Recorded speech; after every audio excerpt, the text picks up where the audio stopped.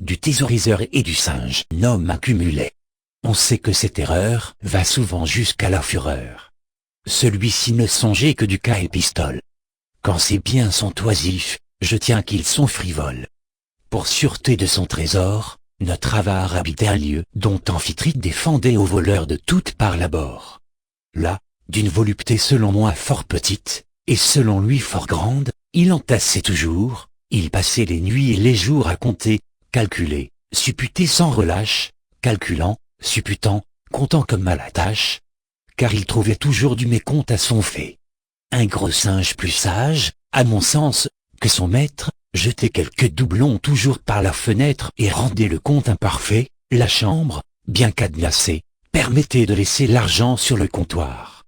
Un beau jour dom Bertrand se mit dans la pensée d'en faire un sacrifice au liquide manoir. Quant à moi, lorsque je compare les plaisirs de ce singe à ceux de cet avare, je ne sais bonnement auquel donner le prix, dom Bertrand gagnerait près de certains esprits. Les raisons en seraient trop longues à déduire. Un jour donc l'animal, qui ne songeait qu'à nuire, détachait du monceau, tantôt quelques doublons, un jacobus, un ducaton, et puis quelques nobles à la rose, éprouvait son adresse et sa force à jeter ces morceaux de métal, qui se font souhaiter par les humains sur toute chose. S'il n'avait entendu son compteur à la fin mettre la clé dans la serrure, les ducats auraient tous pris le même chemin, et couru la même aventure. Il les aurait fait tous voler jusqu'au dernier dans le gouffre enrichi par main et main naufrage.